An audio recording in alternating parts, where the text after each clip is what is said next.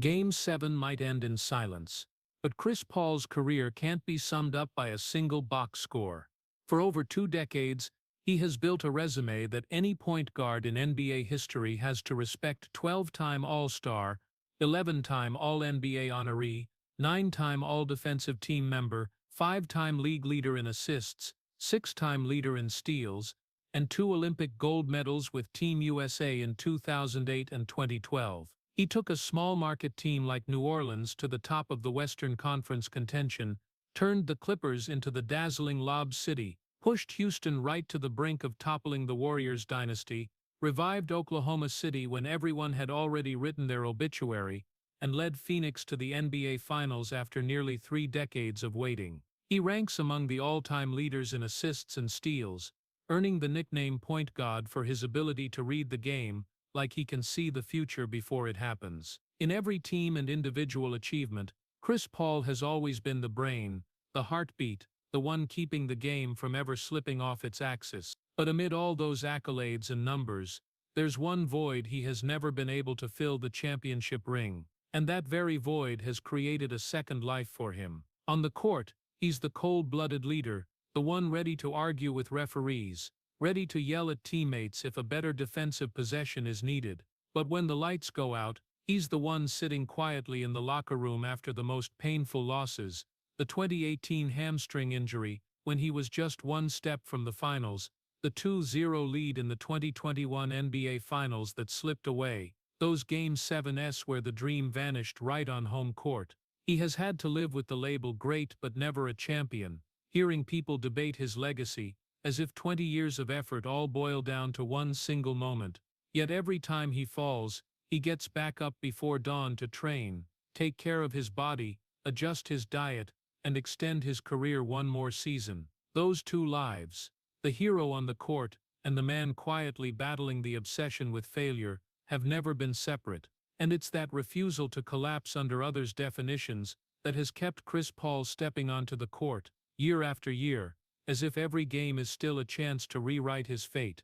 If the story of Chris Paul's resilience and comebacks makes you think, please hit subscribe to the channel so you don't miss the journeys behind the spotlight of American sports legends. If we have to go back to where it all began, it wasn't a brightly lit NBA arena, but the quiet streets of North Carolina, where Chris Paul grew up in the embrace of a close-knit, disciplined family. Winston-Salem wasn't a glamorous city. There were no skyscrapers or professional courts, just golden afternoons, hoops nailed to telephone poles, and a small kid always clutching a basketball like it was the most precious thing he owned.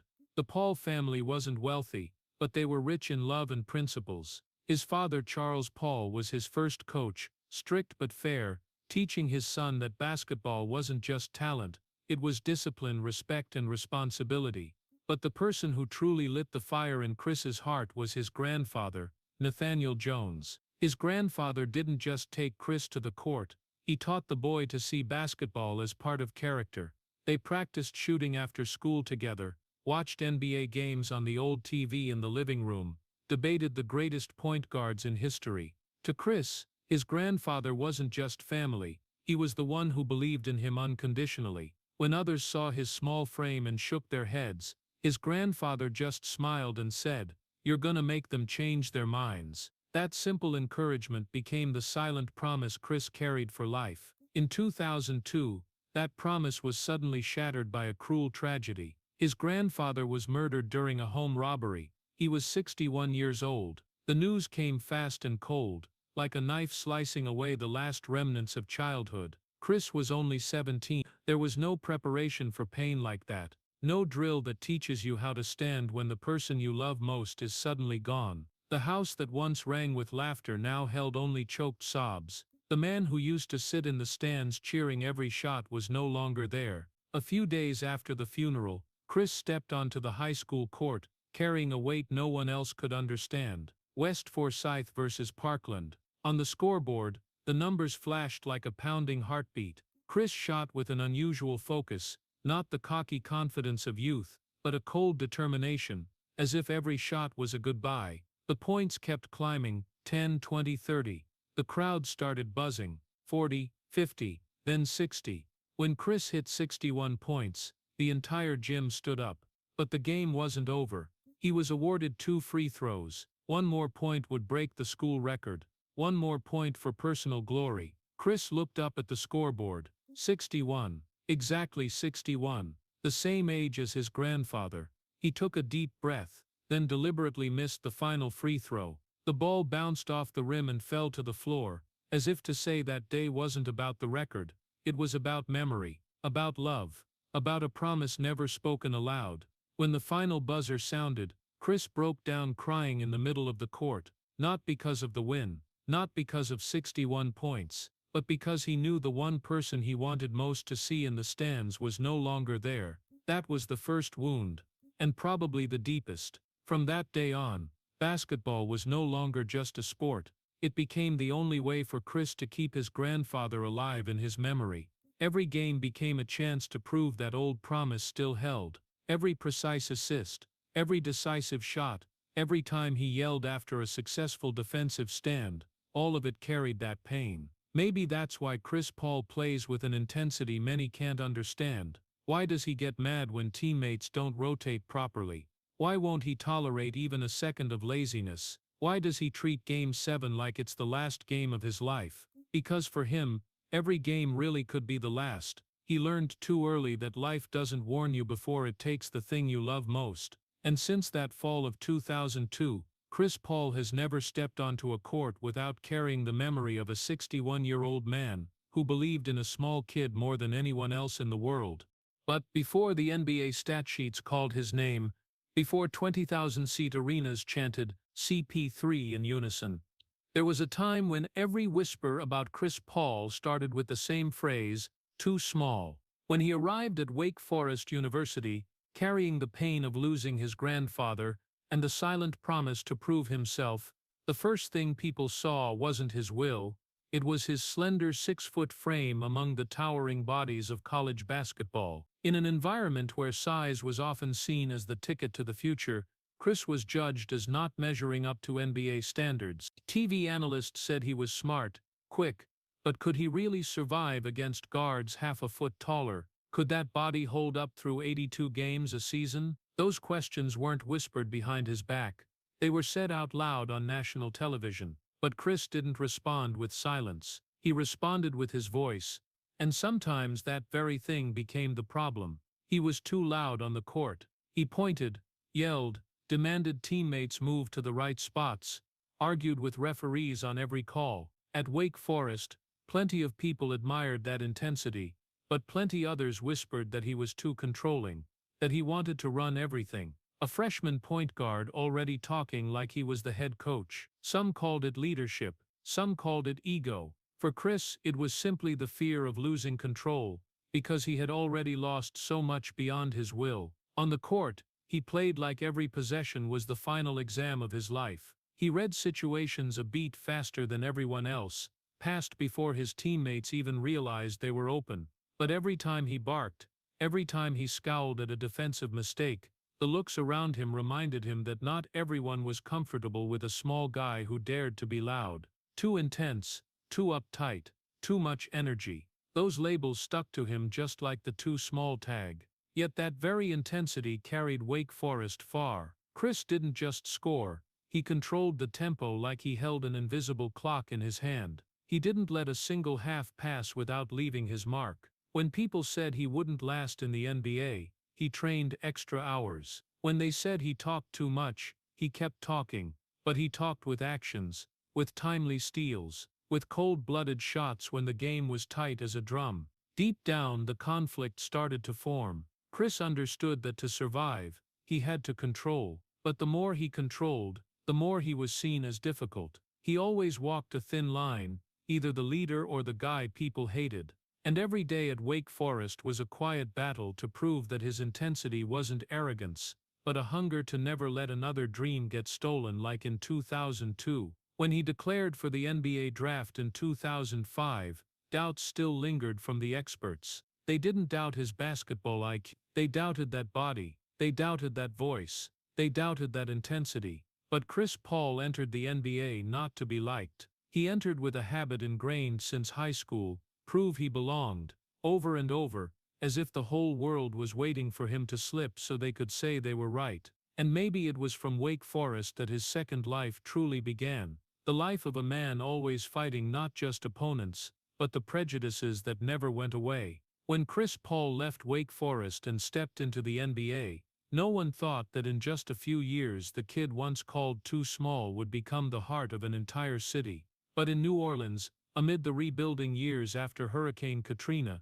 Chris Paul did the seemingly impossible. He turned a young franchise into the brightest hope in the West. The 2007-2008 season wasn't just a successful year, it was the season that defined him.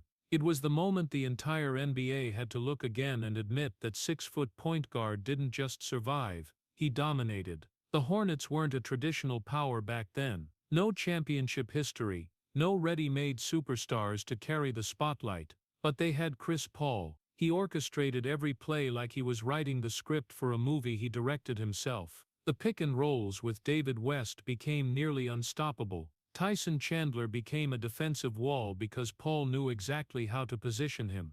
Peja Stojakovic rediscovered his three-point rhythm because Paul delivered the ball at the perfect moment, in the perfect space. Everything revolved around one small but ruthlessly sharp brain. That season Paul led the NBA in assists and steals. He averaged more than 21 points per game, more than 11 assists, nearly 3 steals, numbers that weren't just pretty on the stat sheet but reflected a rare completeness. But what stunned people wasn't the numbers, it was how he owned the pace. He could slow the game when needed, then suddenly accelerate like a gust of wind that threw opposing defenses into chaos. He didn't just play basketball, he read the game before it happened.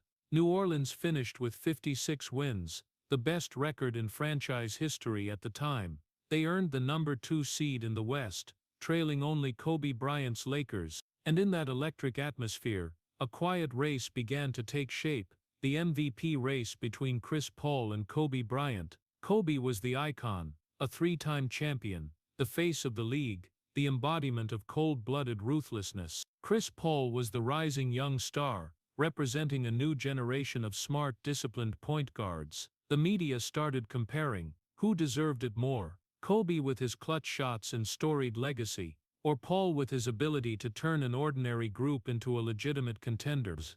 Every time the two teams met, it wasn't just a game, it was a statement. Chris Paul didn't shy away from the challenge. He faced Kobe with unflinching eyes. He scored, assisted, defended, and in many moments, he made people believe the MVP that year could be his. But when the season ended and the votes were tallied, Kobe Bryant won. Chris Paul finished second, a close loss. To many it was just a logical result. Kobe was Kobe.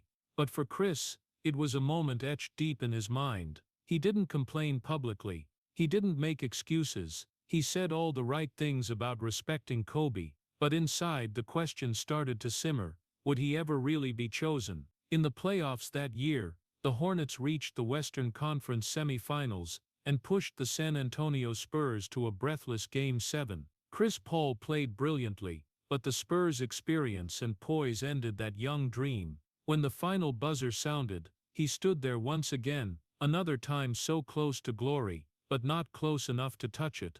The 2008 season should have been the perfect fairy tale, a city reborn, a young star rising, an MVP crown affirming his place. But it ended in second place, not a failure, but not a victory either. And in that ambiguity, Chris Paul's inner conflict became even clearer. He was one of the best players in the league, but the biggest spotlight still belonged to someone else. From then on, every season he played carried the shadow of 2008. Every time he led his team deep, people brought up the almost MVP season. Every time he performed at an elite level, people asked, why hasn't he ever won the league's highest individual honor? And deep in Chris's mind, that question never fully went away. Would he ever be chosen? Perhaps that's exactly why he plays with an unrelenting urgency. Every game feels like a chance to rewrite history. Every possession becomes a silent rebuttal to those old votes. 2008 wasn't just New Orleans' most glorious season. It was the first moment Chris Paul realized a painful truth. Talent and effort don't always guarantee absolute recognition.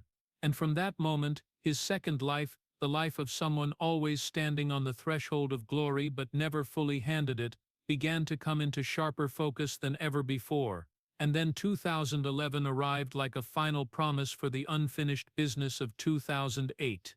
After years of battling in New Orleans, after seasons interrupted by injuries and incomplete playoff runs, Chris Paul stood before an opportunity many believed would change everything. The news spread like an earthquake. Chris Paul was on the verge of becoming Kobe Bryant's teammate with the Los Angeles Lakers. No longer speculation, no longer a fan's dream. The deal had been agreed upon between the teams.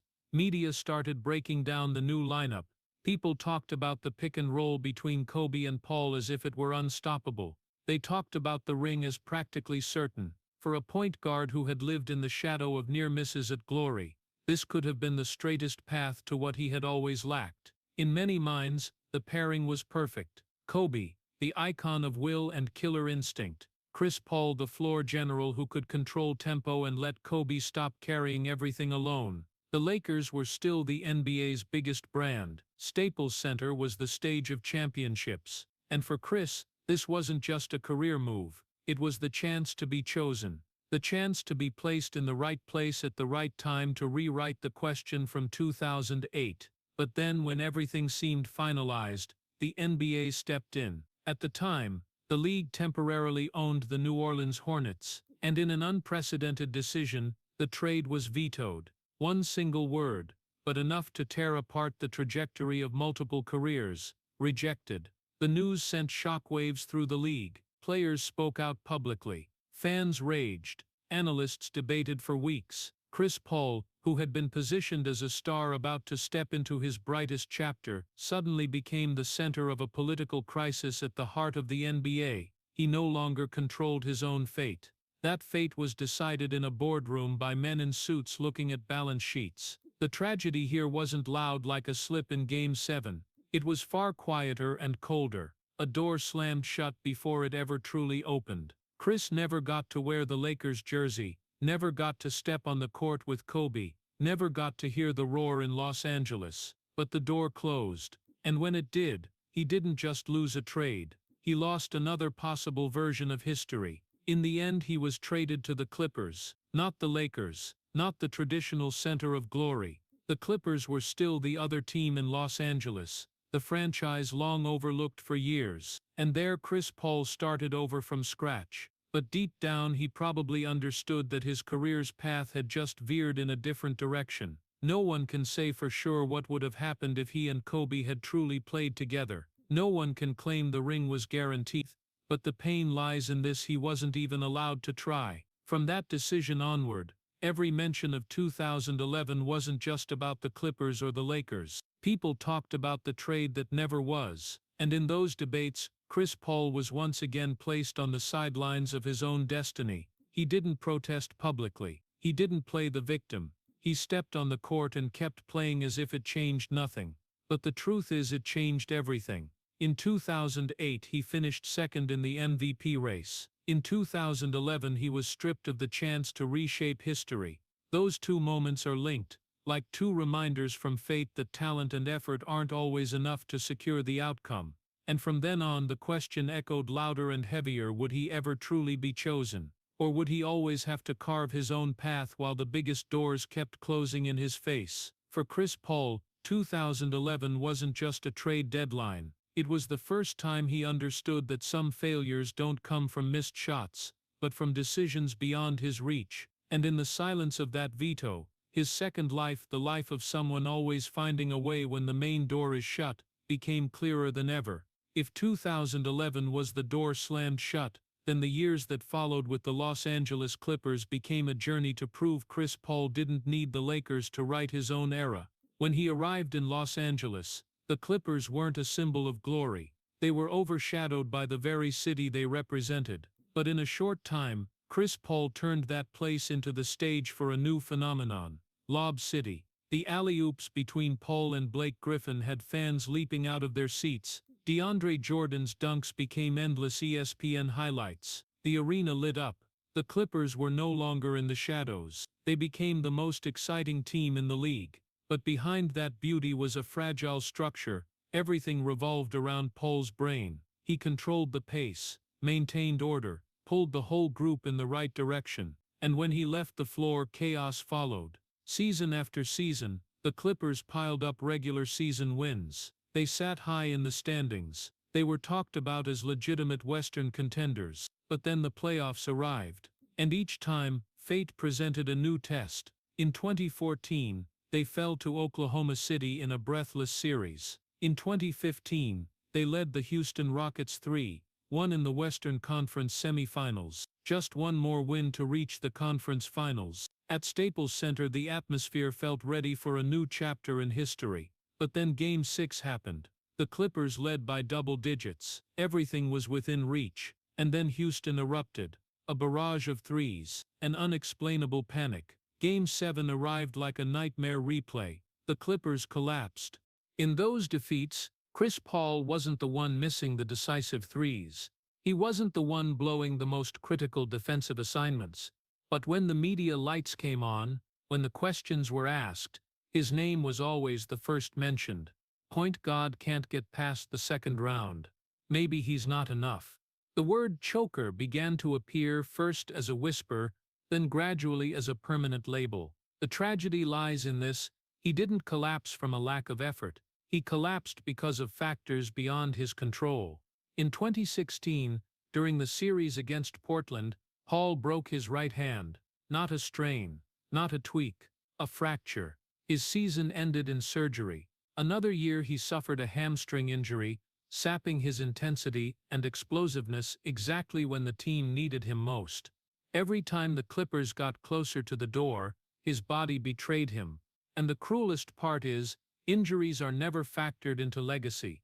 When people say choker, they don't mention the painkiller injections, they don't mention the silent rehab sessions, they only look at the final result. Chris Paul entered every season back then with two parallel battles, one on the court, against opponents, against pressure, against the brutal pace of the NBA, and one inside, with the obsession that if he failed one more time, that label would become his definition.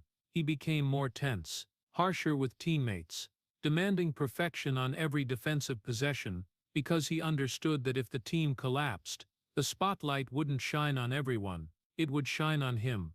Lob City was beautiful, it was dazzling, it changed the Clippers' culture, but it also carried an invisible curse. Every season ended in regret, and each time Chris Paul's image became tied to the phrase almost to the conference finals, almost upsetting the Giants, almost changing history. And in that repetition, his story grew heavier. He wasn't the one missing the last shot, but he was always the one answering the final question. He wasn't the only one who made mistakes, but he was the only one seen as the symbol of collapse. That's the paradox of a leader. When they win, the group is praised. When they lose, the driver is judged. And for Chris Paul, Lob City wasn't just the era of spectacular alley-oops. It was the era where he learned that the beauty of basketball can coexist with the pain of prejudice. A team can change its image, but a negative tag clings stubbornly. The years with the Clippers didn't bring the ring, but they etched in a truth. Sometimes you can do everything right and still fail. And when that happens enough times, people stop asking what happened. They just ask why him. After years with the Clippers ending in regret, Chris Paul made a bold decision: join the Houston Rockets to pair with James Harden. Many doubted whether two ball-dominant minds could coexist. Many called it Paul's last gamble. But Houston 2017-2018 wasn't some vague bet. They were the only team strong enough to truly challenge the Golden State Warriors dynasty. The lineup of Stephen Curry, Kevin Durant, Klay Thompson, and Draymond Green, a group that seemed nearly unbeatable. That season, the Rockets won 65 games, the best record in the NBA. Chris Paul was no longer the 23-year-old kid from New Orleans. He was 32, carrying the scars of many collapsed seasons. But he also carried the calm of someone who knew opportunities were running out. The playoffs unfolded like a scripted symphony. Houston reached the Western Conference Finals and faced the Warriors. The two teams traded blows game after game, no longer the flashy highlights of Lob City. This was tactical basketball, slow pace, suffocating defense. After 4 games, the series was tied 2-2. Game 5 in Houston became the turning point. Chris Paul played one of the greatest games of his career. He scored decisively, controlled the tempo, hit cold mid-range shots as the Warriors began to waver. When the final buzzer sounded, the Rockets led 3-2, just one more win to eliminate the decade's strongest team and reach the NBA Finals, just one step away from rewriting every label. But late in Game 5, with less than a minute left on the clock, Chris Paul suddenly stopped. He put his hand on the back of his thigh, hamstring, a familiar but terrifying pull. He still tried to finish the game. He still walked as if nothing happened. But in the locker room, the doctors knew the truth: hamstring strain. And at the playoff level, an injury like that can be career-ending for a series. Game 6 in Oakland, Chris Paul didn't play. The Rockets lost. The series returned to Houston for Game 7. The crowd was electric red. The chance was still alive. But the man who controlled the team's heartbeat could only sit on the bench in street clothes, watching his teammates fight without being able to intervene. Game 7 became an unbelievable tragedy. Houston missed 27 consecutive three-pointers, a forgettable playoff record. The Warriors surged at the right moment, and Chris Paul sat there, eyes glued to the court, hands gripping the towel on his lap. He couldn't leap in to adjust the pace. He couldn't tell his teammates to stop, to attack the middle instead of keep firing threes. He couldn't change anything. When the final buzzer sounded, the Warriors advanced to the finals. The Rockets collapsed, and in that moment, many believed that if Chris Paul had been healthy, the outcome could have been different. No one can prove it, but the feeling of almost returned, heavier than all the times before. This wasn't just a tactical failure. This was the first time in his career that Chris Paul could see the ring within reach. Not hypothetical like in 2011, not an individual award like in 2008. This was a door truly open, and it closed because his body couldn't handle one more sprint. The tragedy of 2018 isn't that the Rockets lost. It's that Chris Paul wasn't allowed to try it fully. His body, the thing he had meticulously cared for over the years, betrayed him at the most critical moment. He had overcome height prejudices. He had overcome the too loud label. But he couldn't overcome biological limits. After the game, he didn't cry on camera. He didn't blame the injury. He only said Houston fought as hard as they could. But inside he probably understood this was the clearest opportunity of his career, and it slipped away in silence. From that moment, Chris Paul's story changed. It was no longer just point guard without a ring. It became the story of a man who came closest to glory and lost it because of a thin strand of muscle behind his thigh. At the NBA level, where every detail is dissected, a small injury can alter history, and 2018 is history veered in a different direction. Years later, when people talk about that series, they still wonder what would have happened if Paul had been healthy in Games 6 and 7. Would the Rockets have toppled the Warriors' dynasty? Would he have entered the finals as the hero instead of the bystander? Those questions have no answers, and it's the lack of answers that hurts the most, because this time Chris Paul didn't lose from a lack of talent, didn't lose from tactical errors. He lost because his body wouldn't let him take one more step, and that is the most tragic climax of his second life. The life of someone always so close to the ring, but never quite able to touch it. After the shock of 2018, Houston tried one more season. But basketball doesn't wait for unfinished dreams. In 2019, when the Rockets were eliminated earlier than expected, the decision was made. Chris Paul was traded to the Oklahoma City Thunder in the deal that brought Russell Westbrook to Houston. The media didn't call it a new chapter. They called it a step back. On sports shows, the repeated phrase was "end of his prime," "washed up contract too big," "age creeping up," "injuries following him." At 34 with a massive salary, and an OKC roster that had just lost 2 big stars, many believed the Thunder were just a temporary stop before Chris Paul's career slid downhill. Some even thought he'd be bought out and shipped to another contender in a reduced role. For the first time in years, he wasn't mentioned as a key piece for a championship. He was mentioned as a financial burden, but Chris Paul didn't respond with words. He didn't post cryptic messages on social media. He didn't complain about being pushed out. He walked into the Thunder's facility, like it was the only team he'd ever worn a jersey for. There he met a young group, Shai Gilgeous-Alexander, Luguentz Dort, a collection of players who had never truly felt real playoff pressure. They didn't need a loud superstar, they needed a teacher, and so instead of looking for a way out of OKC, Chris Paul started rebuilding from scratch. He adjusted his role, no longer scoring 25 points every night. No need to prove physical superiority. He chose to orchestrate the tempo like a seasoned conductor. In clutch moments at the end of games, when the score was razor-thin, he became the clutch master.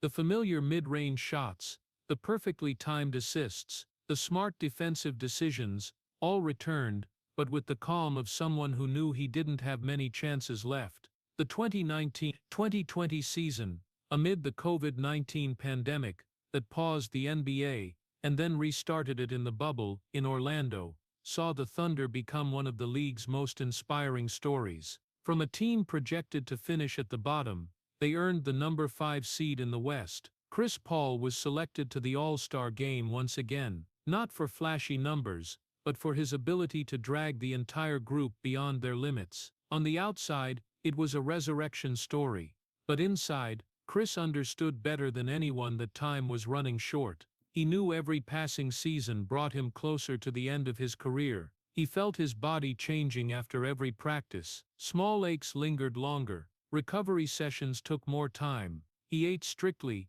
trained before dawn, controlled every tiny detail, not to prove the media wrong, but to extend one more opportunity. There were nights in the bubble, when the crowd noise was replaced by the silence of an empty arena, that Chris Paul sat alone after games. No bright lights, no home court excitement, just the squeak of shoes on the floor and his own breathing. He knew he was still good enough, but he also knew the ring, the final arbiter of legacy in so many eyes, still hadn't arrived. The Thunder were eliminated in Game 7 by Houston, his old team, a bitter but not devastating end. And more importantly, Chris Paul had reminded the entire league that he hadn't disappeared. People had wanted to erase his name from the list of contenders. People had seen him as a remnant of an old generation. But in Oklahoma City, he didn't just survive, he led. Even so, deep down, Chris understood that time doesn't pause just because he played well for one more season.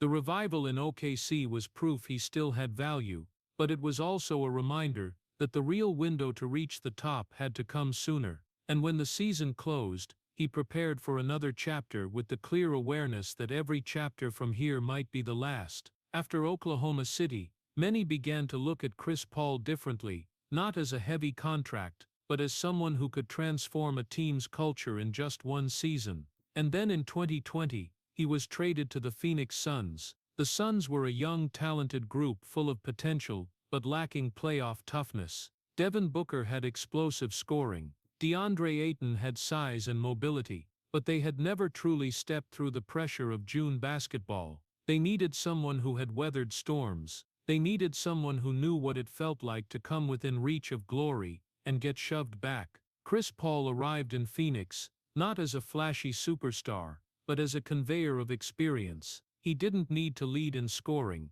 He needed to keep the team's heartbeat steady when everything got tense. The 2020-2021 season unfolded like a story, rewritten for him. The Suns reached the playoffs. They beat the Lakers, then the Nuggets, then the Clippers. And when the door to the NBA Finals opened, Chris Paul finally stood where he had waited 16 years of his career to stand. The opponent was the Milwaukee Bucks with Giannis Antetokounmpo, an almost unstoppable physical force. But in the first 2 games in Phoenix, the Suns played as if fate was correcting its mistakes. Chris Paul ran the game with cold precision. He scored in big moments, assisted when defenses collapsed, and led the Suns to a 2-0 lead. All of America started talking about a belated fairy tale. Point guard finally getting his ring. When the series shifted to Milwaukee, the pressure mounted. Game 3, the Bucks pushed back. Game 4, the Suns lost a close one. Game 5 in Phoenix became the turning point. The game was tight as a wire, and in a fateful moment, Chris Paul lost the ball to Junior Holiday. Holiday passed ahead to Giannis for the decisive alley-oop, a play that lasted less than a few seconds, but enough to shift the entire series' trajectory. The Bucks led 3-2. Game 6 in Milwaukee unfolded in a frenzied atmosphere. Giannis played one of the greatest finals games in history. The Suns fought, but the gap grew clearer. When the final buzzer sounded, the score read 4-2. Milwaukee were champions, and Chris Paul stood there, quietly. No yelling, no smashing, no excuses. He shook hands with opponents. He hugged teammates. Then he sat on the bench, head bowed. The cameras found him the way they had many times before in his career. But this time was different. No youthful anger, no frustration from early playoff exits. Just a profound silence, as if he were facing what he had always feared most. This might be the last chance. At 36, his body had endured enough invisible tears. He knew better than anyone that the window in the NBA doesn't stay open forever. Getting to the finals is hard. Getting back after failing is even harder. And when he bowed his head that day, no one could hear what was running through his mind. But perhaps it wasn't anger. Perhaps it was regret. The tragedy of 2021 isn't that the Suns lost. It's that everything was so close. Closer than 2018. This time he had stepped onto the final stage. This time he led 2-0. This time the whole world was ready to rewrite his legacy story. But 6 games later, that story had to wait again. After the game, in the locker room, Chris Paul didn't say much. He sat quietly, staring into space. His young teammates cried, disappointed, confused. For them this might have been just the beginning. For him it might have been the final peak. He still offered encouragement, still held the leader's image, but deep inside, he understood that chances like this don't always come around again. When he left the court that day, many wondered if this would be the last time Chris Paul walked off an NBA Finals floor. No one had the answer, but the image of him sitting with his head down, no yelling, no smashing, just silence, became one of the most poignant moments of his career.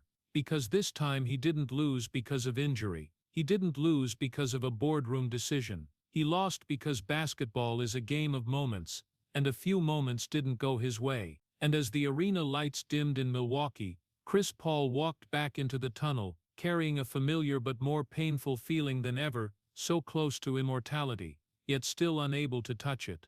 After that Milwaukee night, after that quiet bowed head image, what few people saw wasn't the 4-2 scoreboard, but Chris Paul's silent battle with his own body. In his 30s, basketball is no longer purely a game of skill and will. It becomes a daily negotiation with nagging pain. Left shoulder once torn ligament, hamstring once pulled at the decisive moment in 2018, core muscles once spasming, making every sprint feel heavy, finger once broken mid-playoff series. And each of those injuries doesn't vanish when the final buzzer sounds. They stay like constant reminders that time never sides with anyone. Chris Paul understands that better than anyone. He's not the type of player who relies on raw power. He relies on precision, on fluidity, on changing tempo in a split second.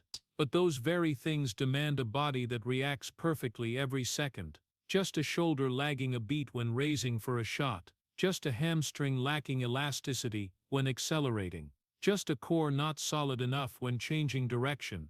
Any of it can collapse an entire game. After the string of injuries, Chris Paul didn't surrender to fate. He overhauled his entire lifestyle. He switched to a vegan diet, cut out red meat, controlled sugar intake, calculated every meal like it was a playoff strategy. He worked with nutritionists, recovery specialists, movement experts. Every morning began with stretching. Every evening ended with ice therapy, massage, muscle recovery. Not because he wanted to chase some longevity record, but because he knew that if his body failed to cooperate just one more time, the dream could end forever. There were pre-dawn workouts when the gym was still empty. No cameras, no cheers, just the clank of weights hitting the floor and steady breathing. Chris Paul trained as if negotiating with time itself. He wasn't trying to return to age 25, he was trying to keep his 36-year-old body from betraying him. That obsession sometimes baffled outsiders. Why does a player who has already achieved every individual honor still train as brutally as a rookie? Why does he still treat every practice like a life or death game? Because deep down, the fear still exists. The fear that one wrong twist will replay 2018. The fear that one missed step will end any hope of returning to the finals. He once overcame height prejudices, once overcame the choker label, but he can't control every fiber in his body.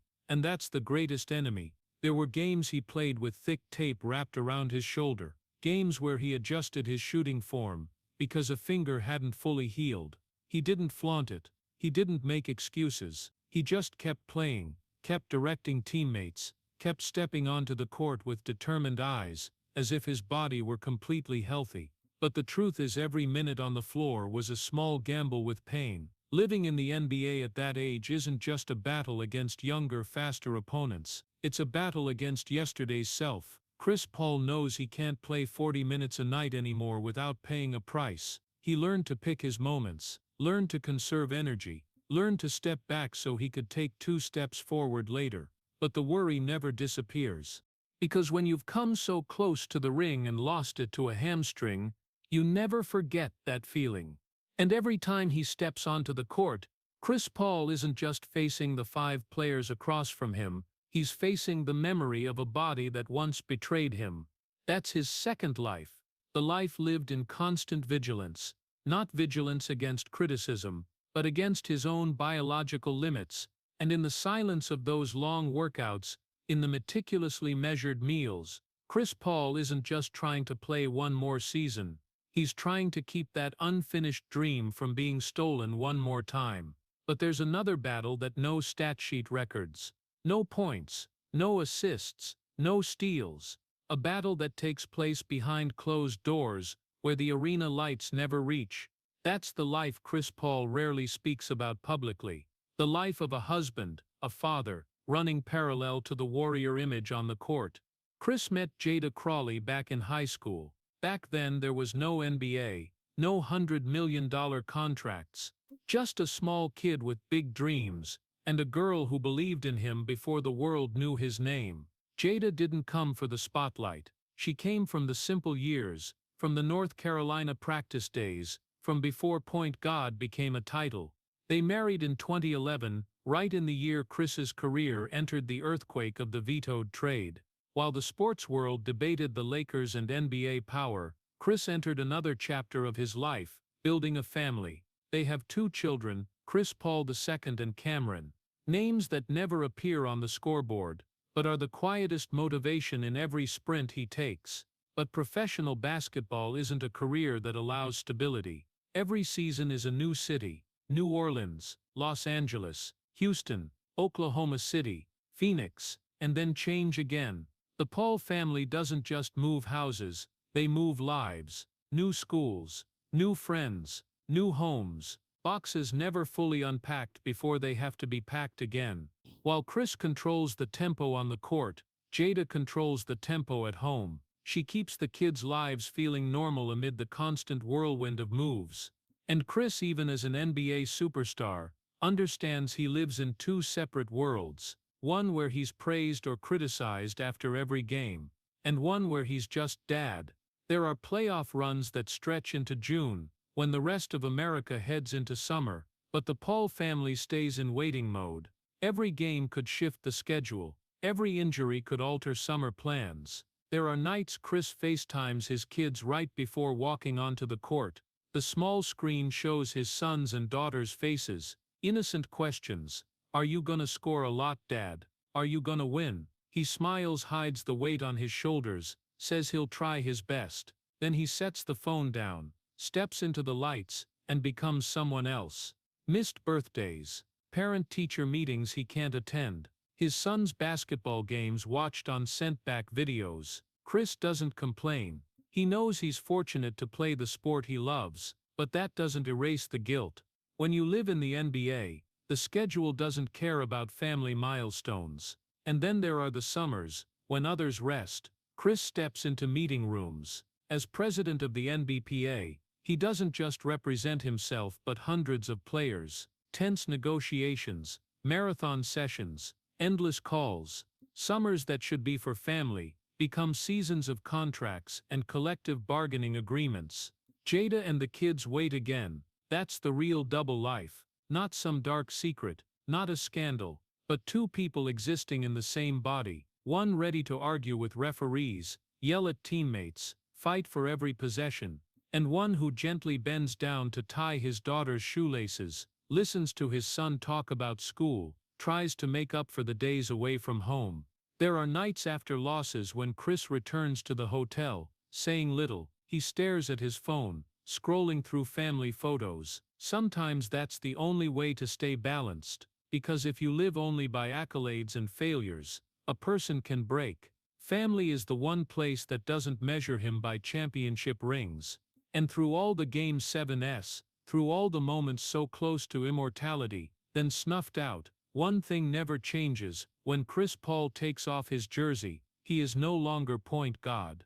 He is a father trying to be present, despite the geographic distance.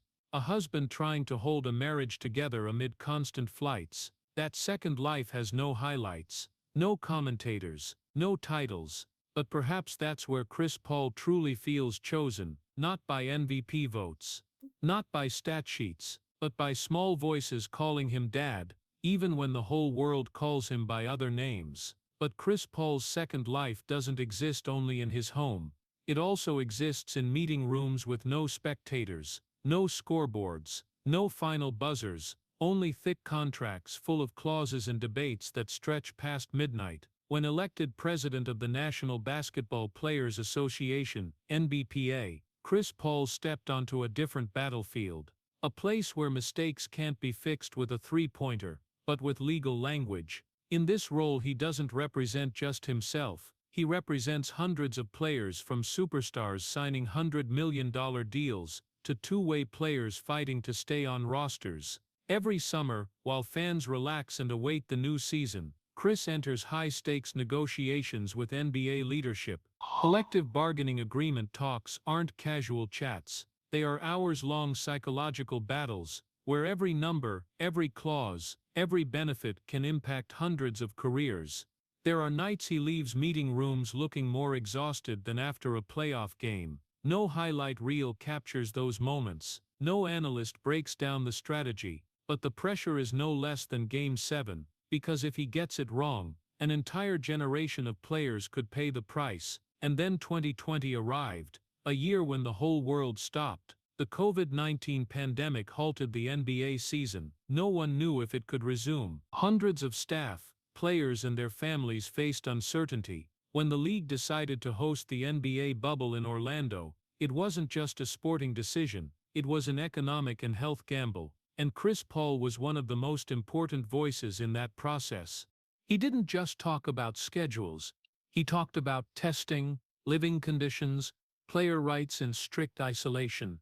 There were calls that lasted until 3 in the morning, moments when the future of the entire season hinged on one final agreement. And while fans only saw games in the bubble, they didn't see the weeks of tension behind the scenes. The peak of that behind-closed-doors battle came after Jacob Blake was shot in Wisconsin. The Milwaukee Bucks players decided to boycott a playoff game to protest social injustice. The entire league shook. Should the season continue? Was the players' voice strong enough to force the system to listen? Chris Paul joined emergency meetings with players and NBA leadership. This was no longer purely about basketball. It was about responsibility, social influence, where a league could stand amid national upheaval. He wasn't the only one in the room, but he was one of the calmest. When emotions ran high, when anger and exhaustion could make everything explode, Chris Paul became the tempo controller again, just like on the court. He listened, synthesized opinions, found ways to keep the dialogue from collapsing. And in the end, the NBA resumed the season, but with clearer commitments to social initiatives. That's the battle the audience never sees. When they watched the Suns play in the bubble, they didn't know Chris had endured weeks of tension in meeting rooms beforehand. When they called him point guard, they didn't realize he was also running another game, a game of rights, of collective voice. Perhaps this is the clearest part of the double life.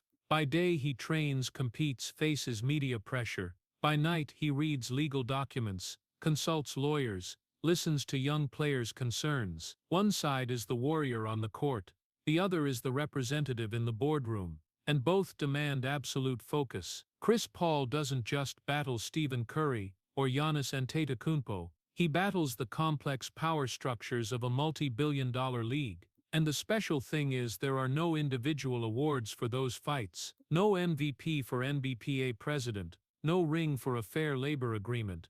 But perhaps, on a deeper level, that's the legacy few talk about. A legacy not recorded on stat sheets, but written in the futures of players who enter the NBA after him. A life the audience doesn't see, but one that runs parallel to every game he's ever played.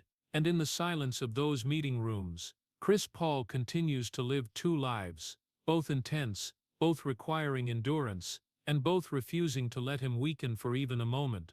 But even as Chris Paul fights in meeting rooms, even as he controls the pace of complex negotiations the way he controls a playoff game, when the media lights come back on, one label still waits for him. Great but ringless, great but no ring. Chris Paul has been among the all-time leaders in assists. He ranks in the top 5 in NBA history for assists and steals. He has 12 All-Star selections, 11 All-NBA honors, 9 All-Defensive Team appearances. He led the league in assists 5 times. He is one of the most complete point guards the NBA has ever seen, one who can score, pass, defend and control tempo with near mathematical precision. But in a league where legacy is often reduced to championship count, all those numbers seem to come with one persistent void: 0 championships, not a single ring, and that 0 is usually placed at the forefront of every discussion about him. When people talk about the greatest point guards in history, Magic Johnson's name comes with 5 rings, Stephen Curry comes with multiple titles and a revolutionized way of playing basketball. Isaiah Thomas has 2 rings. Even comparisons with peers like Russell Westbrook or Kyrie Irving can't escape the question, but do they have rings? And then Chris Paul is brought right back to the starting point of the debate. The tragedy here isn't a lack of talent, it isn't a lack of preparation, it isn't that he never came close to the top.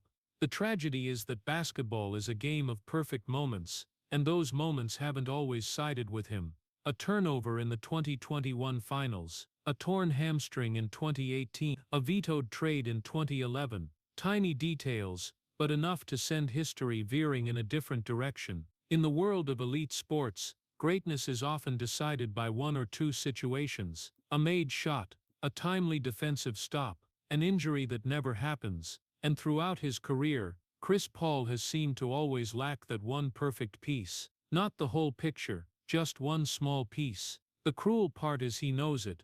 He doesn't live in delusion that individual accolades will fill the gap.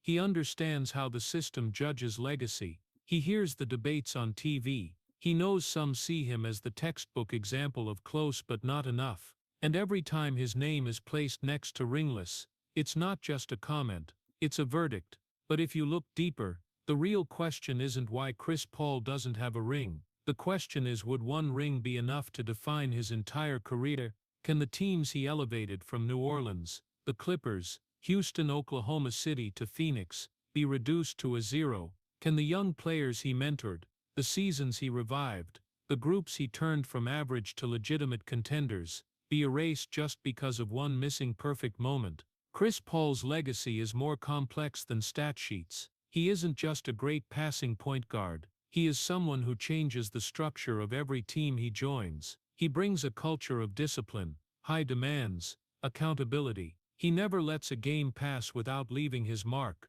And perhaps that's exactly what makes the great but ringless label hurt more. If he were just a good player, the lack of a ring wouldn't be discussed this much. It's because he is so good, so smart, so impactful, that the absence becomes the biggest paradox. In every sports life, there is a story the public wants to hear. For Chris Paul, that story was supposed to end with a ring, a mid-court hug, a trophy raised amid confetti. But when the story doesn't follow the expected script, it doesn't disappear, it just becomes more complicated.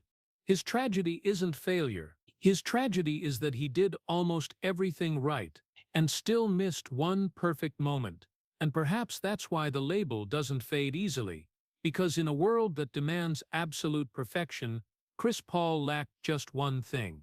But sometimes, in elite sports, just one thing is enough to define an entire life. After all the legacy debates, after the numbers and the rings that don't exist in his trophy case, Chris Paul entered a chapter few imagined in the early years of his career. He put on a Golden State Warriors jersey. Ironically, the team that was his biggest obstacle in 2018, the one on the other side of his deepest pain, now became his new home. In Golden State, he is no longer the absolute centerpiece, no longer the one holding the entire tempo in his hands, no longer the name around which entire strategies are built. His role has changed.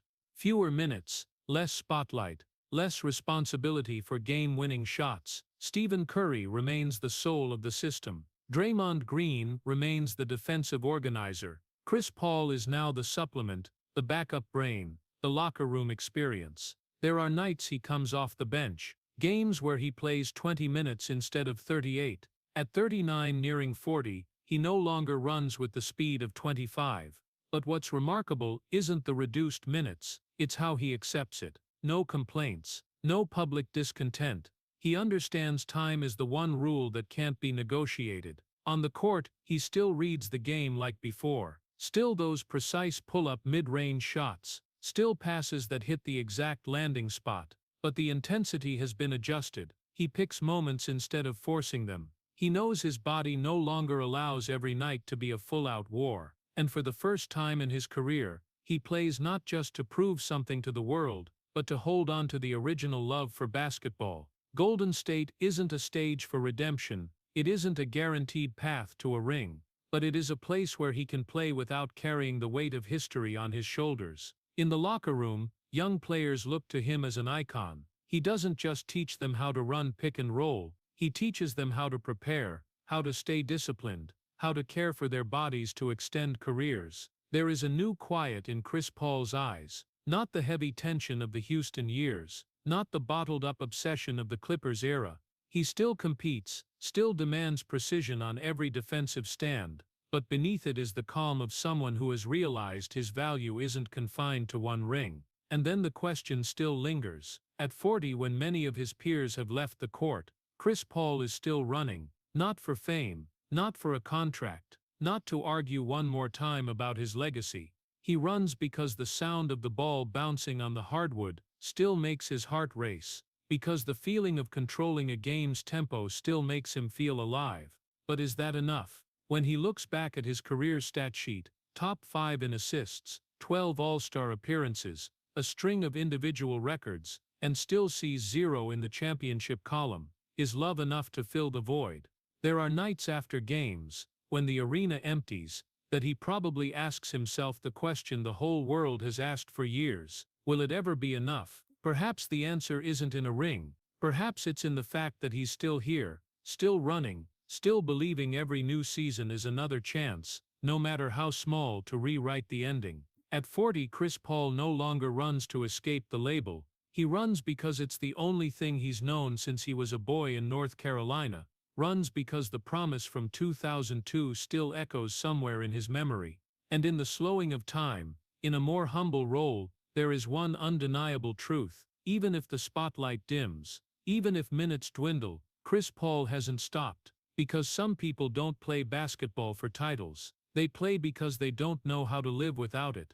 And so, as the story closes at 40, as the runs are no longer as quick as in his 20s, but still full of purpose, perhaps it's time to look back at the entire journey through a different lens. For 20 years, people said Chris Paul lived 2 lives. One on the court, cold and tense, sometimes seen as too controlling, too tense. And one off the court, the husband, the father, the player's representative, the one quietly shouldering responsibilities the audience never sees. But perhaps the truth is simpler. He never lived 2 lives. He lived one misunderstood life. People saw his anger at referees and called it difficult. They didn't see the fear of failure rooted since he was 17, when he learned life could take the most precious thing without warning. People saw him yelling at teammates and called it ego. They didn't see the silent promise to his grandfather that he would never play half-heartedly. People looked at the 0 in championships and saw the biggest flaw. They didn't look at the teams he elevated,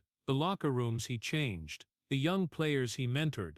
Chris Paul never lacked talent, that was never the issue. He never lacked preparation, he never lacked discipline, he never lacked shining moments. What he lacked, if it must be named, was a perfect chain of events, a season without injury, a shot that didn't rim out, a decision that wasn't vetoed, a fateful moment that sided with him instead of turning away. He didn't lack a ring because he wasn't good enough. He lacked a ring because sports are sometimes a game of fragile luck. Some players step into the right system, at the right time, with the right teammates, and history unfolds before them. Chris Paul, on the other hand, often had to fight to create opportunities from imperfect situations. He led teams still searching for identity. He stepped into meeting rooms when others walked away. He changed his diet, trained obsessively, adjusted roles, accepted less spotlight, all to keep the dream alive. If you look at the entire journey, the double life isn't separation, it's unity.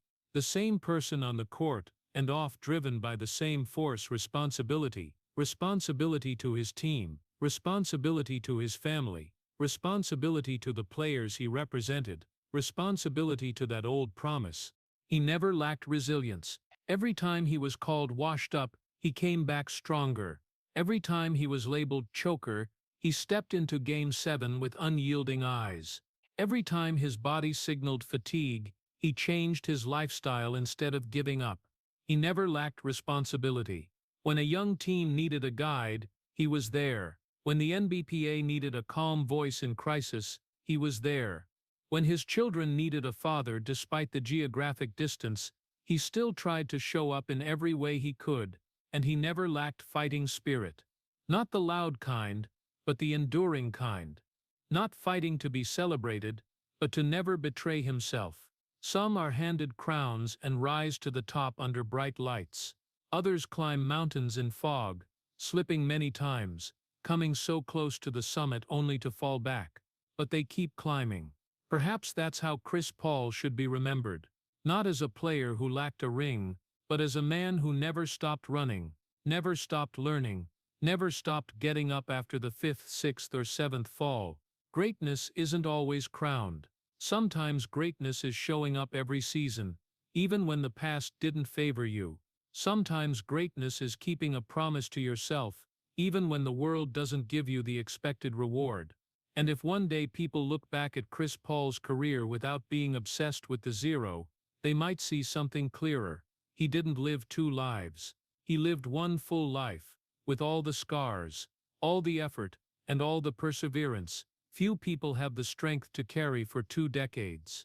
Looking back at Chris Paul's entire journey, what hurts most isn't that he never lifted the NBA championship trophy, but the number of times he came so close, only to have fate pull him back at the decisive moment. From the 61 points in 2002 to honor his murdered grandfather, to the 2008 season, when he finished second in the MVP race to Kobe Bryant, to the historic veto in 2011, that stripped him of the chance to wear a Lakers jersey, to the torn hamstring in Game 5 of 2018, when Houston led 3-2 against the Warriors, and finally the 2021 NBA Finals, when the Suns led 2-0 only to lose 4-2.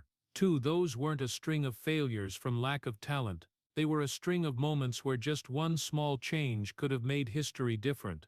And the most admirable thing is that through all those events, he never chose to blame, never withdrew, never turned himself into a victim. He switched to a vegan diet to save his body, accepted fewer minutes in Golden State, devoted time to the NBA during the tense negotiations in the 2020 NBA bubble, and still FaceTimed his kids before every game.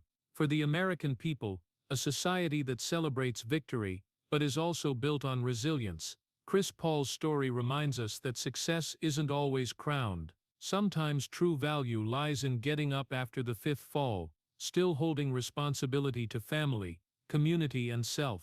And perhaps in a country where the American dream isn't always perfect, Chris Paul's legacy is a reminder that dignity and perseverance are the most enduring victories.